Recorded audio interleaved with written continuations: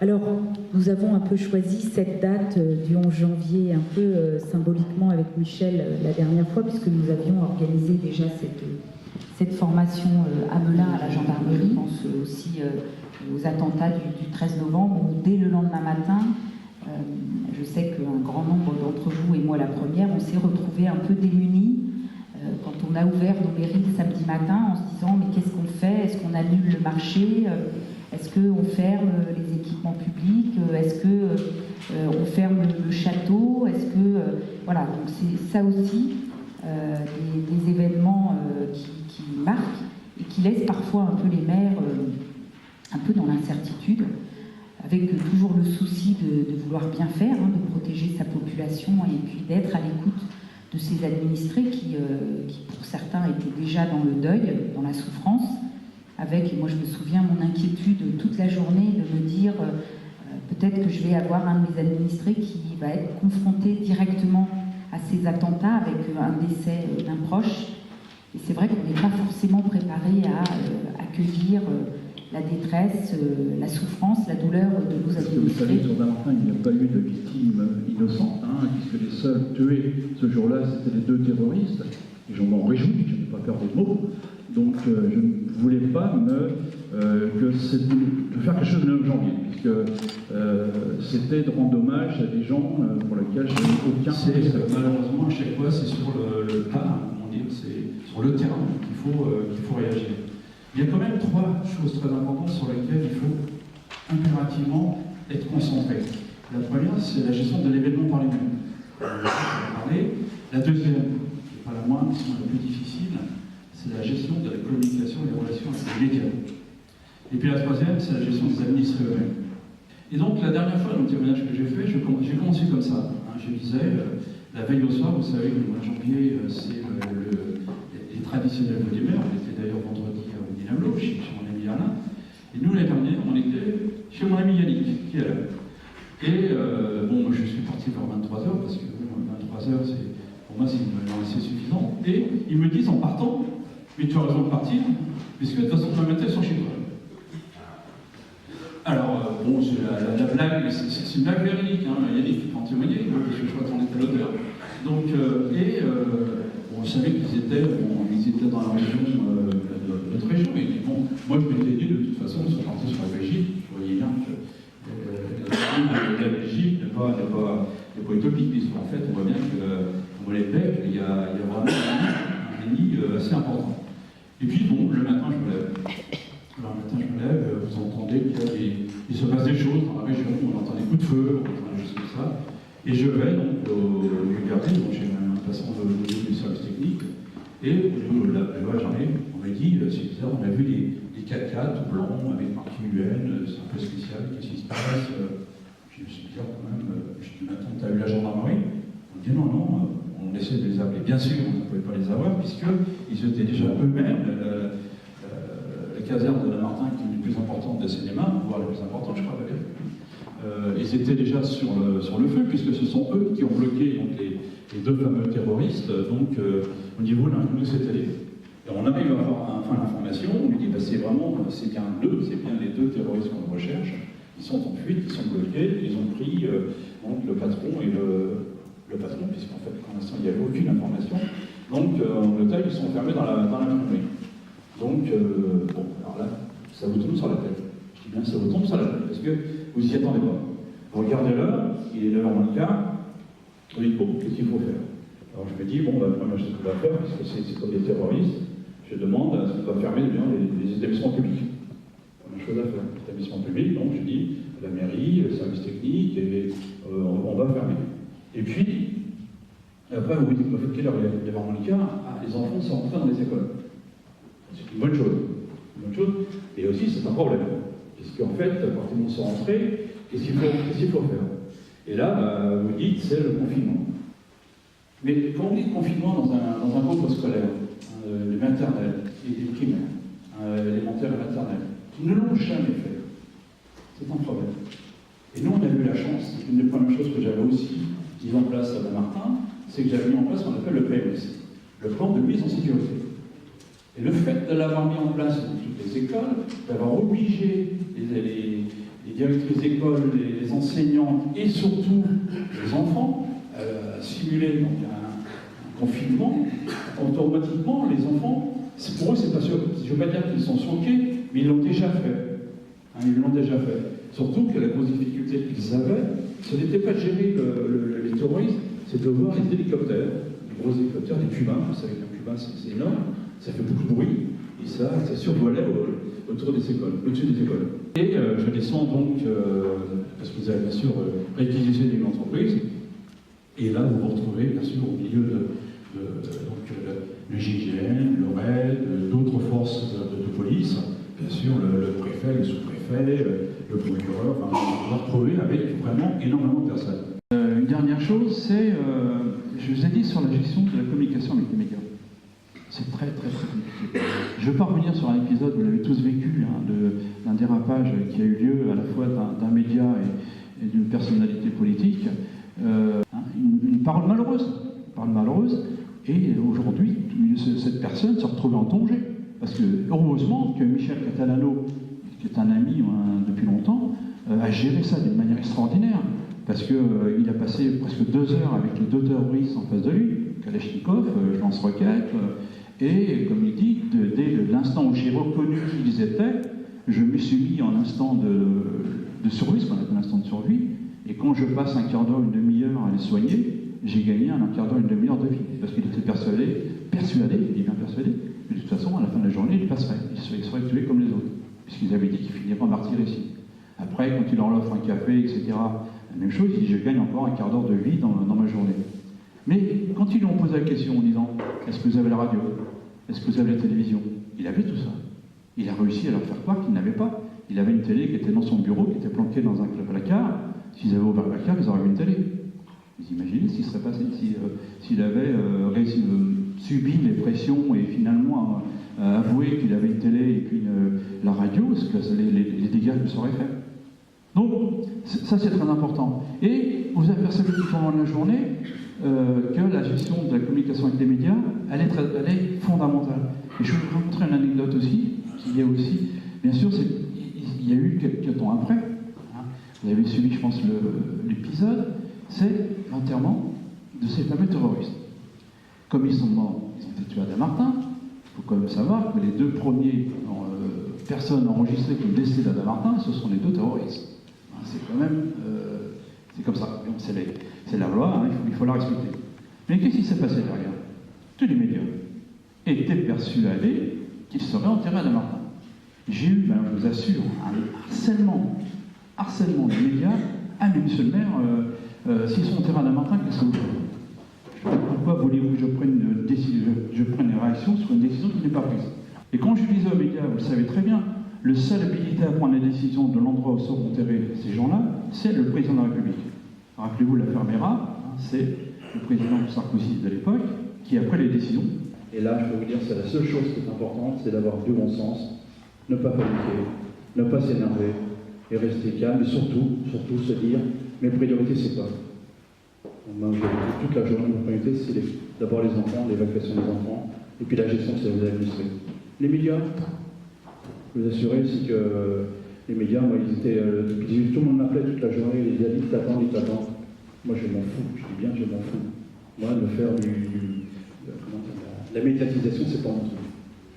J'avais pas besoin, parce que malheureusement, elle s'est faite toute seule. Voilà ce que je voulais vous dire. Ce que je vous souhaite, c'est que ça vous bien.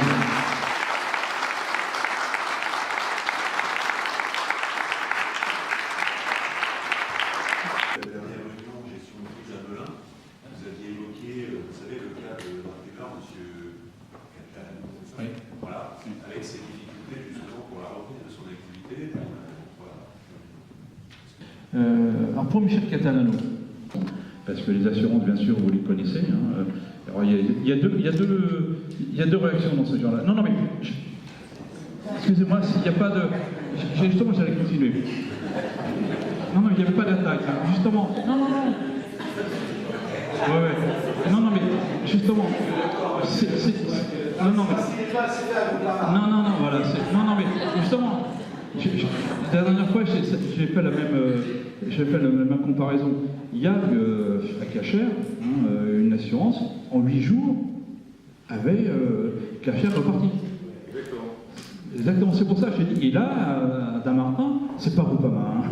Donc, et donc, un an après, vous vous rendez compte, il a fallu un an pour qu'il arrive à enfin avoir quelque chose. Et la difficulté, c'était de dire, les assurances en question, qui n'est pas Groupama, j'insiste beaucoup, qui n'est pas Groupama, donc voulaient reconstruire à l'identique. Pourquoi? Pour minimiser les coûts. Mais vous imaginez, construire à l'identique, c'est pas possible pour lui. Il n'allait pas rentrer dans le même bâtiment. Et je me souviens dans les réunions en préfecture, avec le préfet, le sous-préfet, la région, le département, je lui disais, écoutez, vous oubliez une chose importante, c'est le préjudice psychologique.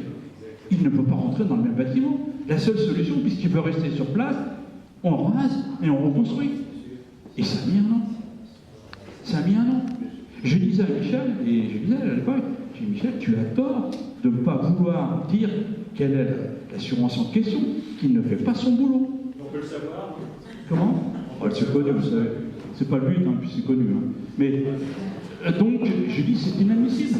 Solidarité, même s'il était psychologiquement fragile, et je crois qu'on peut l'être pour moi, a quand même beaucoup aidé M. Catalano à reprendre leur local de Milano et à relancer leur activité.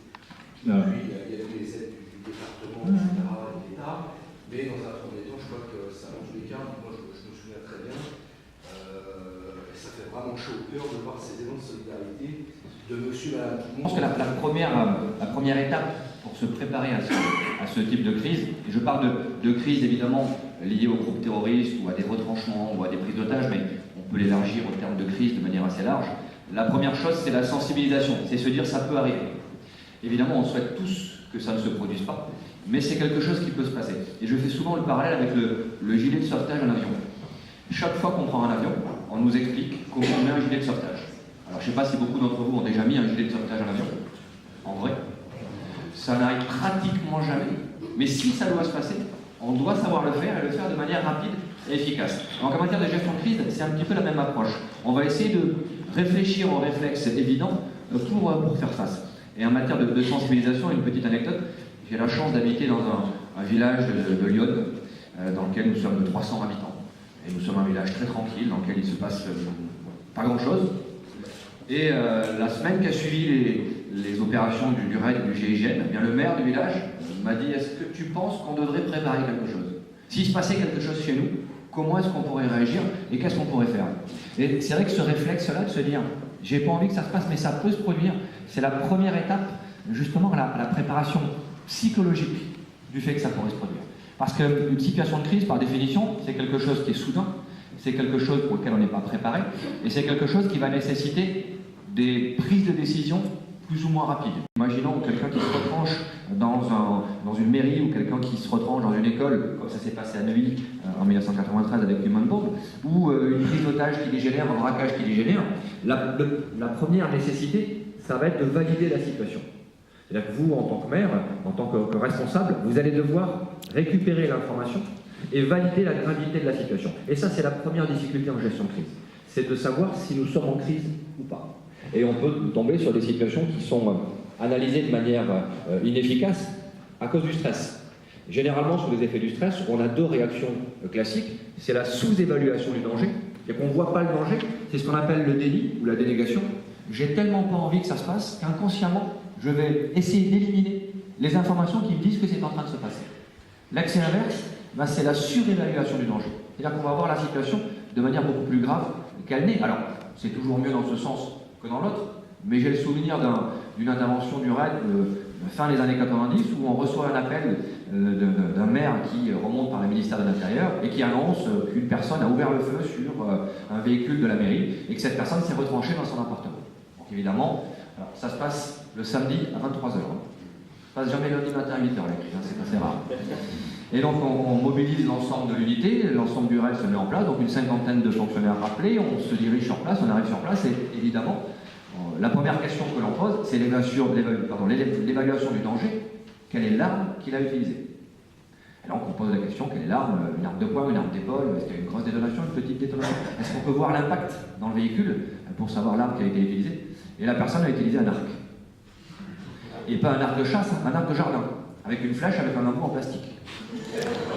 Donc on a mobilisé toute une équipe du raid en week-end pour quelqu'un qui a tiré sur un véhicule avec un arc, avec une flèche en plastique. Et c'est vrai que cette notion de sensibilisation, et ça nous fait sourire souvent quand je raconte cette histoire, mais c'est logique. Sous l'effet du stress, avec des informations parcellaires, eh bien je vais reconstruire la situation et puis je vais l'analyser avec mes propres critères qui ne sont pas forcément des critères objectifs. Donc une première difficulté en gestion de crise, c'est justement la validation de l'information.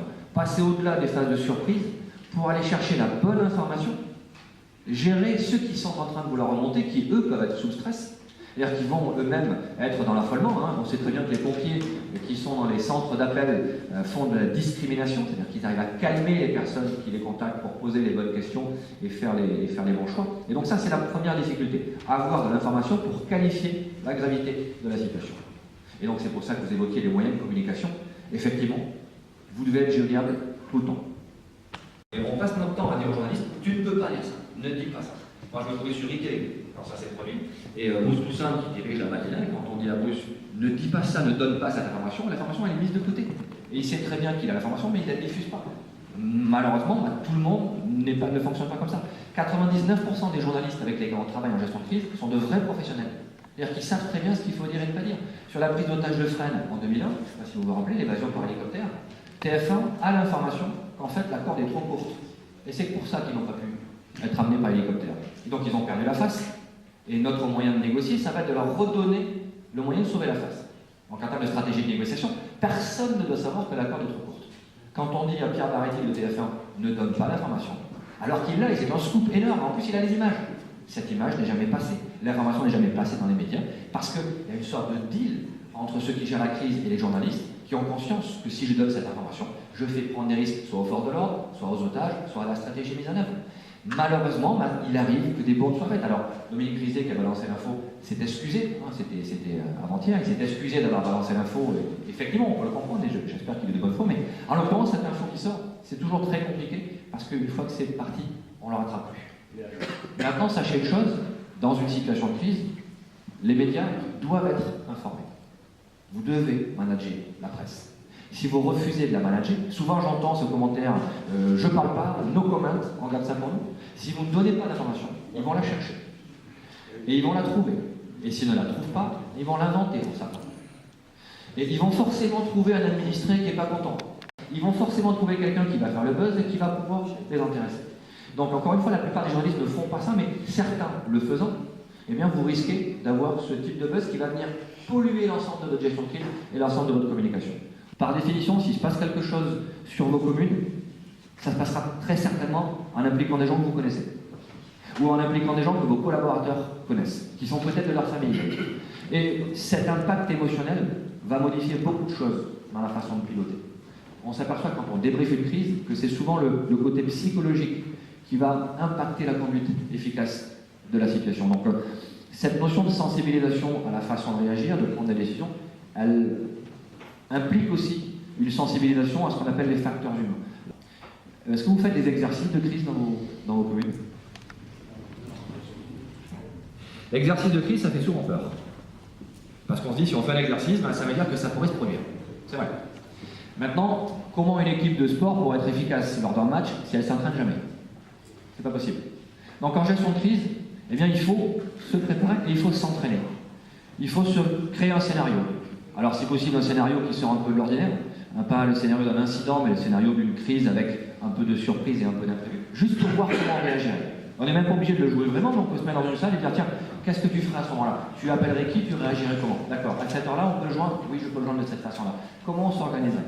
Et c'est toujours intéressant parce que le fait de s'entraîner va donner des actes réflexes et va montrer que c'est jamais facile de gérer ce type de situation, mais si on crée de la cohésion et si on crée de l'engagement collectif, on arrive à avoir des équipes de crise qui sont efficaces. Une équipe de crise, c'est du bon sens, c'est pas 50 personnes. Je vais vous donner un exemple, celui de la crise de Bretigny, l'accident de la SNCF. Il se trouve que je travaille pour la SNCF, notamment sur la gestion de situations de crise en tant que consultant. Et quand on débarque en cellule de crise sur Bretigny, il y a 6 personnes. La cellule de crise, c'est 6 personnes, pas plus, sur un incident de cette taille. Ensuite, sur le terrain, il y a des équipes qui étaient dédiées à l'ensemble des facteurs de la gestion de crise. Mais seulement 6 personnes en cellule de crise, justement pour permettre cette rapidité d'analyse, la rapidité de prise de décision et la capacité à les mettre en œuvre très rapidement. Comme une cellule de crise, par exemple, qui a 90% de chances de prendre une bonne décision du premier coup, mais qui va mettre 2 fois plus de temps à décider qu'une autre équipe, qui elle n'a que 50% de chance de prendre une bonne décision du premier coup, mais qui va décider 2 fois plus vite. Eh bien l'équipe qui va décider 2 fois plus vite aura le double de réussite que l'équipe qui va décider 2 fois moins vite. Donc finalement, on s'aperçoit souvent que dans la prise de décision, on attend d'avoir tous les feux au vert, on attend d'avoir toutes les validations, alors qu'en fait, c'est la vitesse de décision qui va faire. Pour mettre en place des procédures de crise au sein d'une collectivité ou pour assurer par la suite des exercices de crise, auprès de qui les élus peuvent prendre conseil? Les forces de l'ordre ou les pompiers? Enfin, est-ce qu'il y a quelqu'un qui peut nous aider à mettre ça en place? Pour ne pas faire non plus n'importe quoi, je veux dire. Bien sûr. L'idée de la procédure de crise, c'est qu'elle soit aussi en cohérence avec les procédures de crise préfectorales, par exemple, les pompiers ou les forces de police. Donc bien sûr, n'hésitez pas à vous tourner vers la préfecture, vers vos commissariats de police ou vos gendarmeries pour leur demander « Tiens, je suis en train de réfléchir à ça, qu'est-ce qu'il pourrait se passer ?»